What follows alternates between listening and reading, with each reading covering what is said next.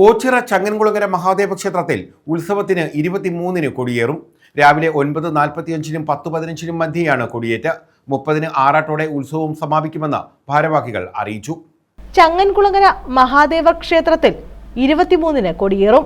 വെള്ളിയാഴ്ച 9:45-നും 10:15-നും ഇടയിലാണ് കൊടിയേറ്റ് നടക്കുക. ക്ഷേത്രത്തിന്റെ ഉത്സവം തുടങ്ങുകയാണ്. അത് 23-ാം തീയതി മുതൽ 23-ാം തീയതി കൊടിയേറി 30-ാം തീയതി കൊടി ഇറങ്ങുന്നത് വരെയുള്ള കാലഘട്ടം വിവിധ പരിപാടികളോടുകൂടി ആചരിക്കുകയാണ്.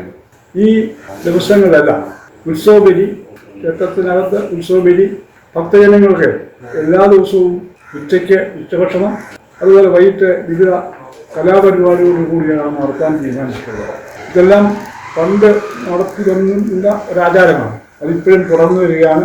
പണ്ട് നടത്തിയെന്ന് പറഞ്ഞാൽ വളരെ ലളിതമായ രീതിയിലാണ്. ഇപ്പോഴങ്ങനെയല്ല.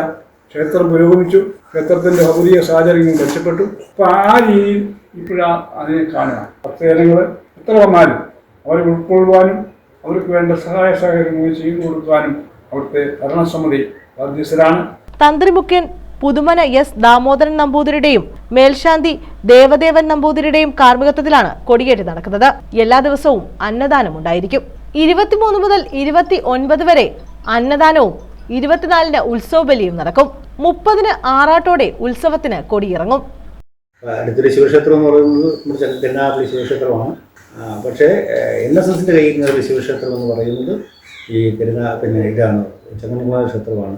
വലിയ ഇമ്പോർട്ടൻസ് ആണ് അമ്പലത്തിന് ഇതുമായി ബന്ധപ്പെട്ട്, ഉത്സവമായി ബന്ധപ്പെട്ട്. എന്നാൽ മറ്റ് സ്റ്റേജിൽ അനാവശ്യമായിട്ടുള്ള എന്ന് പറയാം, അത് പറയുന്നതിന് വഴിയില്ല. മറ്റ് ഗാനമേളകളോ അത്തരം കാര്യങ്ങളൊന്നും നടത്താറില്ല. സാധാരണ ക്ഷേത്രകലകൾ മാത്രം. ഓട്ടത്തുള്ളതൊക്കെ അവിടുത്തെ നടയിൽ തന്നെയാണ് നടത്തുക, പകൽ സമയമാണ്.